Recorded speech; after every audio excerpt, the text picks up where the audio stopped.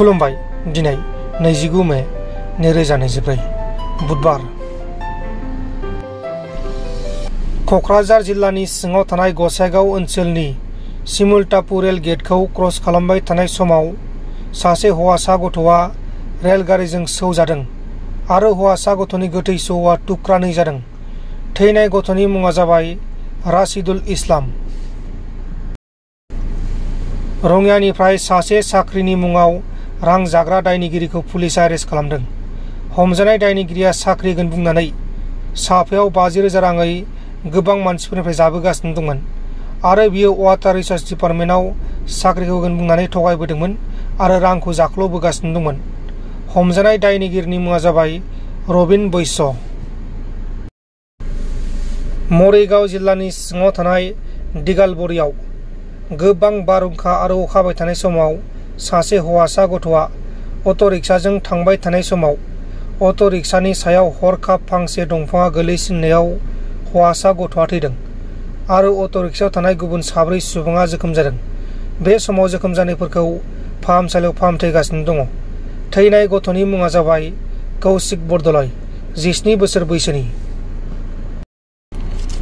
मिज'राम रायजोनि आइजलावबो गोबां अखा हानानै अन्थाइ जावखांनानै दोननाय जायगाया हा गिसिखानानै बा लेन्डस्लाइड जानानै गोलैसिननायाव हाजों होसिनजानानै 10 सुबुङा थैदों। थैनाय 10 सुबुंनि गेजेराव 5नि गोथै सह'खौ नागिरनानै मोनबाय, नाथाय गुबुनफोरनि गोथै सह'खौ नागिरना मोनाखै। दा गुबुनफोरनि गोथै सह'खौ नागिरनो थाखाय नायबिजिरगासिनो दङ आरो थैनायफोरनि गेजेराव खामानि मावहैग्राफोरबो दंमोन।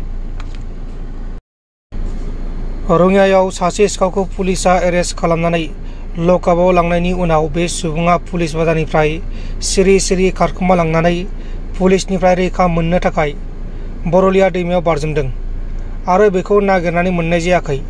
दा पुलिसआ बेखौ नागिरफिननो थाखाय दैमा साखाथियाव अपारेशन लन्च खालामनाय जादों। दैमायाव बारजुमनाय सिखावनि मुङा जाबाय सान आहमेद। सान आहमेदआ गोबां मानसिफोरनिफ्राय सिखाव खावोमोन आरो बे सिखाव खावनाय केसआव गोबां लोब्बा दंमोन। बिनि उनाव बेखौ पुलिसआ एरेस्ट खालामदोंमोन, नाथाय लकआपनिफ्रायनो सान आहमेदआ खारखोमानानै पुलिसनि नोजोरनिफ्राय बा पुलिसनि आखाइनिफ्राय बारग'नो थाखाय दैमायाव बारजुमदोंमोन। गुवाहाटीनि जालुकबारी ओनसोलाव सासे हाजिरा मावग्रा सुबुङा आन्डार कन्स्ट्राक्शन जाबाय थानाय बिल्डिं सानिफ्राय गोलैनानै थैदों।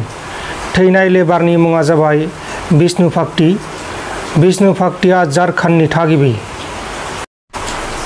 ढेकियाजुलिनि उर्सुला फरायसालिनि फरायसाफोरखौ लांबाय थानाय फरायसालिनि गंसे बासनि सायाव हरखाब फांसे जोबोर गिदिर दंफाङा बायसिननानै गोलैदों।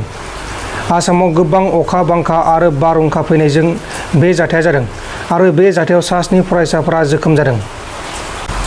चिरां जिल्लानि रुनिकाटानि सिङाव थानाय जालां दखानाव हरनि समाव माखासे दुथां सिखावफोरा खाबु लानानै गोबां बेसेन गोसानि मुवा बेसादफोरखौ खावना लांखुमादों। आंनि दखाननि माल गोमादों। मैयासो दोनफैदोंमोन आङो, माबा जागौमोन 1 लाखसोनि बारा जागौमोन। अननानै सोरबाफोर नुब्ला खोन्थादो। माबोरैहाय थाल मोना? आंथ' थाल मोनाखैमोन। नैबे गामिनि आफाया फैग्रोबाय नालाय, ओमफ्राय खोन्थाहरबाय आरो दखाननि माल गोमादों होननानैहाय। ओमफ्राय आं नायफैबाय, दानि मालानो मोनसे गैया आरो। मा गोमाखो? दख'ना, सिन्देल, ब्लाउस बिदि दंमोन आरो ओमफ्राय इन्दि साद्रि दामिबो दंमोन। इसोरखौ गासिबो लानो थांजोबदों। गैयालाबो 1 लाखसोनि बारानि माल दंमोन, गासिबो लानो थांजोबदों बिसोरो। माब्लानिफ्राय जागायामोन दखानखौ? माबायदि जाखोमोन?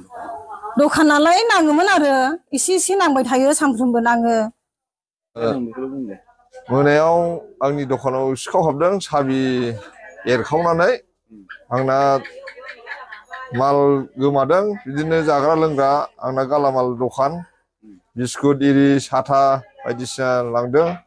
ओमफ्राय बिदिनो माखासे बे सिगारेटबो दंमोन, बेखौ लांदों। ओमफ्राय बिदिनो माखासे बुस्थुखौ आङो हमनो हायाखिसै। गैयाब्लाबो माने 30-40 माल लांदों बिसोर।